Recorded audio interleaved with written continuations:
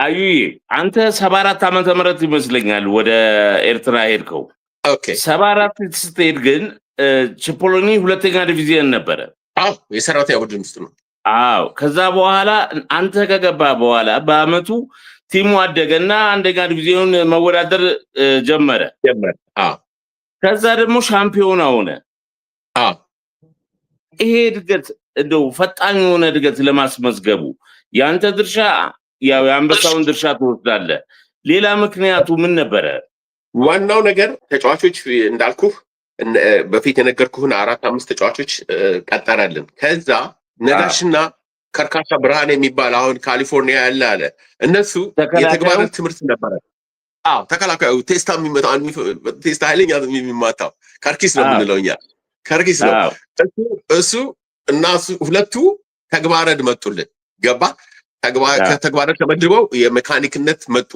ሲመጡ ቡድኑ ደቤስት እየሆነ መጣ።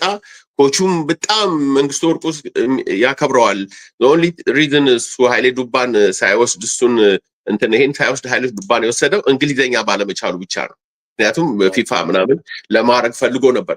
በጣም አዋቂ ነው። ሁሉም ተጫዋቾች ብትጠይቃቸው ሄዶ ተጫዋታውን አይቶ አንብቦ የነዛን ድክመት አይቶ በትግርኛ ቦርድ ላይ ቅዳሜ እሱን አይተን ነው ጨዋታ የምንሄደው እና በአንድ ጊዜ ቡድኑን እሱም ገነባው። እኛም በጣም ጥሩ ፍቅር ነበረን። ሁላችንም መስራት ጀመር። ችግራችን ማን ነበር መሰለ? በረኛ ችግር ነበረብን። ኃይለኛ በረኛ አልነበረንም። ደሳለኝ በኋላ ነው የመጣው። ይሄኛው ቁመና አለው ምን አለው ግን የሚፈራ በረኛ አለ አይደለም። ይቅርታ አስመታብኝ የሚል በረኛ አለ አይደለም። አስመታብኝ ዝጉልኝ ነፍሰ ፌንስነት እኔ ነኝ የሰደበህም ነው የሚያዳክም ሳይኮሎጂካሊ ነው የሚጫወትብህ ነጋሽ ሜዳ ውስጥ እንደዛ እያደረግን ጥሩ የመሆን እንትኑ ገነነ። ከኤርትራ ከቀይ ባህር በኋላ አስመራም በጣም ተወዳጅ ቡድን ሆነ። በጣም ሰው ይደግፈን ጀመር።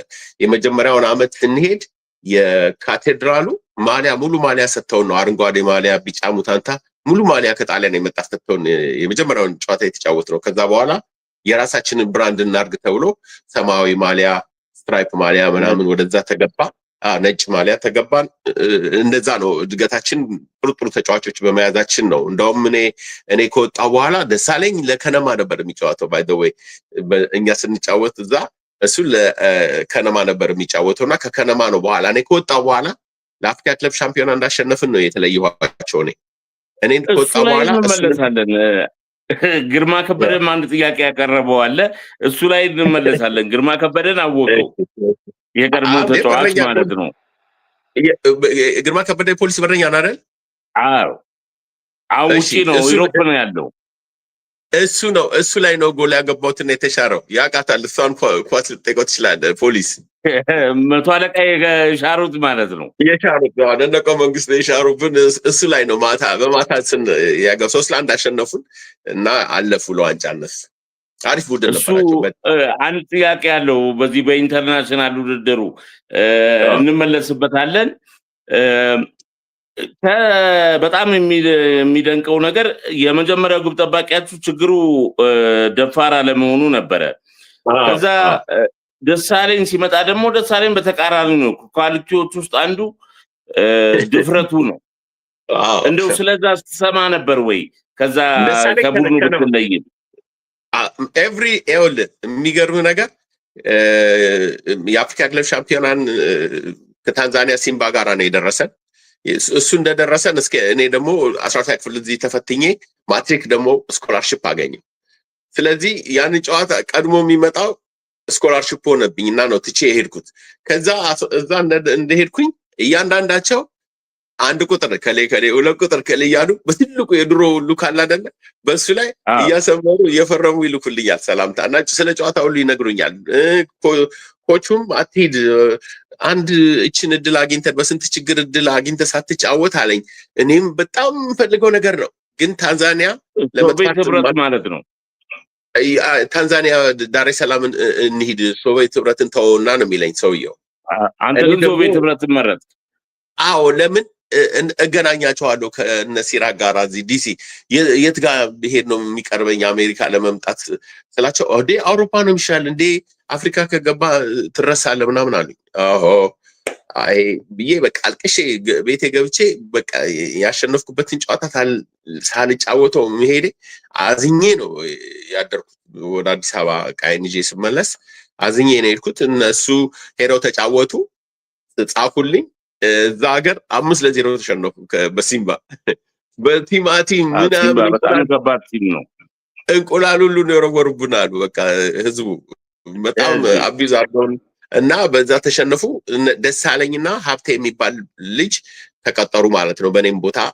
ደሳለኝ ደግሞ በበረኛ ሲመጣ ቡድኑ ስትሮንግ ሆነ። ከዛ በፊት አንድ ነገር ልንገርህ፣ ግዛቸውን ታውቃታለህ? ትንሿን ግዛቸው አጭሯ ግዛቸው በሬ እንዴት እንደገባች ኢንተረስቲንግ ስቶሪ ልንገርህ። እሱ እየመጣ ጨዋታችን ትሬኒንጋችን ላይ ያይናል። አሁን በዛ ሳምንት 4 ተጫዋች ተቀጣብን። በሊጉ ላይ 4 ተጫዋች በድብድብ ተነስቶ ሜዳ ላይ 4 ተጫዋች ተቀጣብንና ከአንድ ቡድን ውስጥ 4 ተጫዋች ሲቀጣ በጣም ከባድ ነው። የለህም በቃ ቤንች የለህም።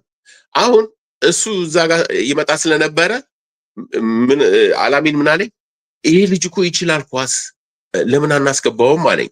ቆሞ ብረቱ ጋር ያለ ይቺ አጭሯ ስለው አዎ እንዲህ አብረን ነው የምንማረው፣ ቀይ ባህር እኮ ነው፣ ለቀይ ባህር እኮ በጣም ጎበዝ ልጅ ነው አለኝ። እና እስኪ አልና ጋሻ ገብረ ጻድቅም ጠሩትና ሞከሩት። ሲሞክሩት በሸራ ጫማ ነበር የመጣው። ደንበኛ ፊንተኛ ነው፣ ግራኝ ፊንተኛ። እንዴ ፎቶግራፍ አስነሱት። ይሄን ፎቶግራፍ ለዚህ ዊኪንድ ቶሎ ፌዴሬሽን እንሰራለን ተባለና አስነስተው ገባና ተጫወትን።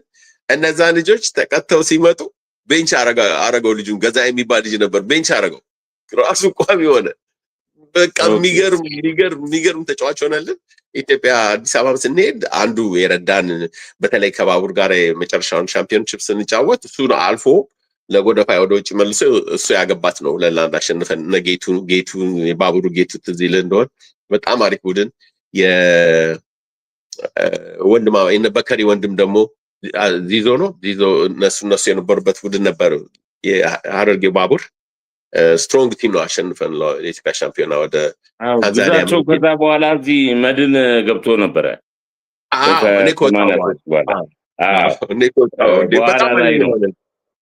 ግን የአንተን ቦታ አልነገርከኝም። የአንተ ቦታ ትክክለኛ የመጫወታ ቦታ ጋሽ ገብረ ጻዲቅ እሱን ነግርህ ስል አቋርጬ ነው ወደ ሌላ ሄድ። ጋሽ ገብረ ጻዲቅ ምን አለ መሰለህ፣ መቶ ቲሙን ሲገመግም ድክመታችን እዚህ ጋር አለ፣ አንተም ከርካሳም ሁላችሁንም ዲፌንስ መገንባት አለብን አሉ። በግራ በኩል ሰው ጠፋ፣ ግራኝ የሆነ ሌፍት ዊንገር ጠፋ። በዛ ጋር ግባ ላይ በግራይኔ ክሮስ ማድረግ ይከብደኛል ምናምን ስለው ኖ ግድ የለም አሁን በዛ በኩል ባረግ ከሱ የተሻለ ትሆናለህ በዚህ በኩል በመጫወት አለኝ። ወልደ ማርያም የሚባል ልጅ ነበረ በዛ በኩልና እሱን እዛ አረገና እኔን እዚህ አድርጎ ከርካሳንና ገሬ የምትባል በጣም ታለንትድ ዲፌንስ ነበረችን፣ ነፍሷን ይማረው ሞቷል። እሱን አራታችን አረገና አንድ ጨዋታ ተጫወትን። ስንጫወት በቃ የመመላለሱ ምናምኑ የሚለኝ እየገባኝ ሲመጣ እዚሁ ጋር ቅራ ላይ እዚሁ የትም ገሬ ማለት በኋላ አንበል የሆነው ማለት ነው። ገሬ ከኔ በኋላ አንበል የሆነው ልክ በጣም ታለንትድ ተጫዋች ነው። ቬሪ ታለንትድ ተጫዋች። አስታወስከው? ልክ ነህ። ሞቷል። ይገርማል። ኦኬ። እዛው ኤርትራ ነው ወይስ? የእሱ አሟሟት እንደነገሩኝ በዛ ጊዜ ይሄ ብሉ ልብስ ይለበስ ነበር። 500 ብር ምናምን ሲከፈል ብሉ ልብስ ይለብስ ነበር እና ፓርቲ አባል ነህ በሚል አይነት ነገር ትንሽ አጎሳቅለውት አስረውት ምናምን ታሞ ነው የሞተው አሉኝ። ለማየት እድል አላጋጠመኝም። ነጋሽን አግኝታቸዋለሁ፣ እሱን አላጋጠመኝም። አዲስ አበባ ወይም ትግራይ ላይ መጥቶ መሰለኝ የሞተው። ኦኬ። እና ከዛ በኋላ ወደዛ ሄድክ ማለት ነው ወደ አጥቂው? አዎ በቃ መመላለሱ ጨዋታው ስለገባ ሁለቱንም ያዝልኝ ብሎ በዛው ቀረው ማለት ነው። እስከ ባቡሩን ጨዋታ በ3 ቁጥር ተመላላሽ ነው ያጫወተኝ። ሁለቱም ቦታ ክፍተት ካለ ተከላካይም ትጫወታለህ። ፍሬያማ ነበርኩ ብለህ መናገር ትችላለህ ወይ? በአዲስ አበባ እያለሁኝ እንደዛ ነበርኩ። ስኮር አደረግ ነበር ለላስቲክና ሸራ ማጥቄ። ከሲ መጥቼ ለኤውን እንዲጫወት ያደረጉኝ ነበር እና አበበ ጉርሙ መጥቶ ነበር ከኃይለ ማርያም በኋላ ላስቲክና ሸራ እዚህ እንደሆነ የአበበ ጉርሙ የጨርቃ ጨርቁ መቻል ምናምን የተጫወተ ናሽናል ቲሙ ላይ የተጫወተ በቅርቡ ሄደን አግኝተነው ነበር። እሱ መጥቶ እንትን ሲል የዛን ጊዜ አጥቂ ነበር የሚያጫውተኝ። አገባ ነበር፣ ብዙ ጊዜ ጎል አገባ ነበር። ሄዲንግ በጣም አገባለሁኝ። በኤርትራ ጫማም ውስጥ ሄዲንግ አንዱ ታፍ አሁን አርሴናል እንደሚያደርገው ነገር ነበረ። መለያ ነው። ጭንቅላትን ሁሉ ነው ምንመታው። እኔም ከርካሳም ቴስታ ያው የደፋር ተጫዋች መጋለጫ ነው ይባላል። ፈሪ ተጫዋች ከሆንክ በጭንቅላት አትገጭም። አዎ በጣም እችል ነበረ።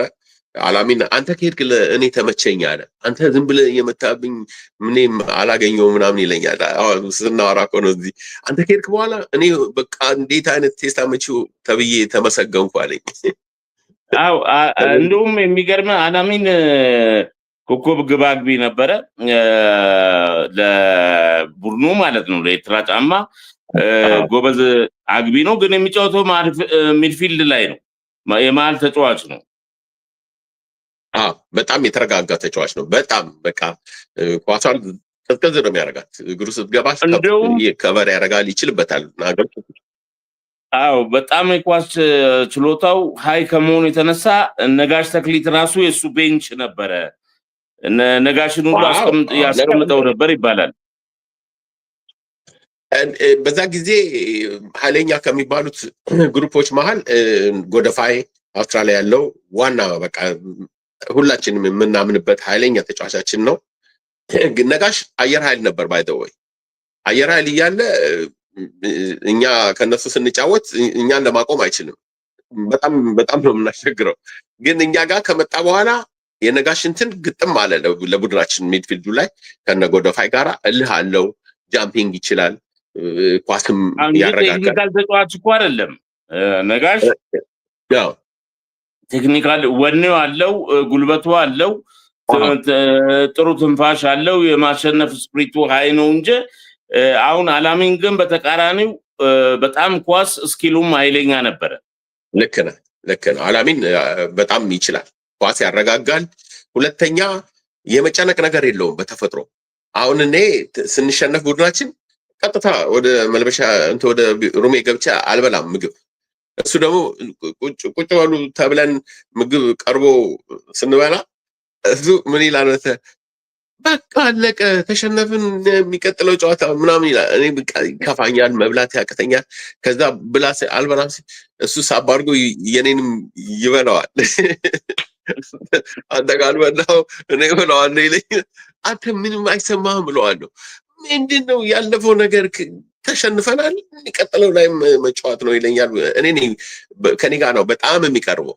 ሩም ስንመደብም እኔ ጋር እንደውም አሰልጣኙ አበዛችሁት ብሎ ተለያዩ ይለናል። ሌላ ሩም ሂድ ይለዋል። ከዛ ተነስቶ መጥቶ እኛ ጋር እዛው ጫፉ ላይ ይተኛል። መጥቶ በቃ ለመጫወት አይስማማቸውም፣ ይጣላቸዋል። መጨረሻ ስትወጣ እንደውም ተናዶ ወደ መድን መጣ። አዲስ አበባ ሁሉ መጥቶ ነበር ሊገባ። አዎ ከዛ በኋላ ነው ነጋሽ የመሰለፍ እድሉን የሚያገኘው። አዎ በኋላ ነጋሽ እኛ ውጭ ሆነን ነው ገኖ በዜና በአዲስ ዘመን ይመጣልኛል። በሱ ስመለከት ነጋሽ ልጄ ጎሬ ምናምን የምስራቅ አፍሪካ ተመርጦ ወይኔ ብዛው ብቀር ይሻለኝ ነበር እያልኩኝ እስኪቆጨኝ ድረስ ነጋሽ ታሪክ ሰራ። የኤርትራ ጫማው ሲሉኝ በቃ እኔ ትምህርት ቤት ሆኜ ደግሞ እዛም ለዩኒቨርሲቲ ለነገሩ እኔ ነበርኩ አንድ ተጫዋች የገባሁት ለኮሌጅ የምንጫወትበት እየተጫወትኩ ነበር። ግን እንደ ሀገሩ አይሆንም። በቃ ነጋሽ ማሊያ አውልቆ ጋዜጣ ላይ ምናምን ፎቶውን ሳይ በስመ አብ ወይኔ አልኩኝ። ለምን ትቼው መጣ ይህንን እድል ምናምን አልኩኝ። የእግዚአብሔር ጉዳይ ሆኖ እሱም ጥሩ ሄደ። አሁን ድረስ እንገናኛለን። አስመራ ድረስ ሄጄ ጠየኳቸው ከተታረቁ በኋላ እዛ ድረስ ሄጄ ተገናኘዋቸው። አማኔል አውሮፓ ነው ያለው። ሰሞኑን ትናንትና አንድ ልጅ የኛ ደጋፊ የነበረ ሰው እዚህ ያለ ኤርትራ ጫማን የሚደግፍ የነበረ ከአስመራ መጣሁኝ፣ አማኔል ለቪዚት መጥቷል፣ አስመራ ነው ያለው አለኝ። አውሮፓ ነው የሚኖረው አማኑኤል።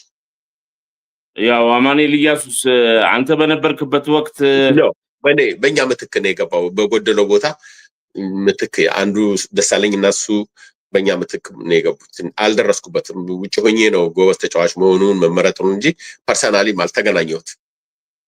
አማኑኤል እንግዲህ ጠንካራ ኤርትራ ጫማ ሲነሳ አንዱ አማኑኤል ኢያሱ ነው። አማኑኤል ቡድን የመምራት ችሎታው ጥሩ ነበረ። ከዛ በኋላ ነው እንግዲህ ከኋላ ደግሞ የመጨረሻ ሰው ደሳለኝ አለ። ደሳለኝ እኔ በእድሜ ካየኋቸው ግብ ጠባቂዎች ደሳለኝን የሚያክል ግብ ጠባቂ አላየውም ብል በእርግጠኝነት መናገር ይቻላል። ቡድን ይመራል፣ ጨዋታው ላይ ክፍት ቦታዎችን ያዘጋል። የአንድ ግብ ጠባቂ ኳሊቲ ከሚባሉት ውስጥ ነገር አንዱ ያው የመጨረሻ ሰው እንደመሆኑ ሁሉ ነገር ይታየዋል። ማዘጋቱ፣ ማሸፈኑ፣ ተናጋሪ መሆን መቻል አለበት የሚል ነገር አለ። ደሱ ሁሉ ነገር ያሟላል። ግን ምናልባት አይቶ ይሆናል ከዛ በኋላ ሲጫወትም ቱቱ ብሎ ጓንቱን እንደዚህ ማድረግ ነገር ነበረው። ልብ ብለዋል። እንትን ውስጥ ሲጫወት አዱሊስ ሲጫወት እኛ ነበርን የምናሰቃየው እያገባንበት እና ከነማ ሲጫወት ገጥሞኛ አይቼዋለሁ። ያን ያህል ቢግ ይሆናል ብዬ ኤክስፔክት አላረኩም ነበር። በአንዴ ነው ወደ ሰማይ እየተተኮሰ ከወጣ በኋላ ብዙ ሰዎችን አነጋገርኩኝ። ያው አንተ ያልከውን ነው የሚል በጣም ችሎታው ጨመረ ነው የሚሉት። ሁለተኛ ነገር 10 ዓመት በላይ ሲጫወት ለአንድ ናሽናል ቲም እንደነ ጌታቸው ዱላ ዳት ሚንስ ራሱ ታሪኩ ይናገራል ማለት ነው ችሎታው እንደተሻሻለ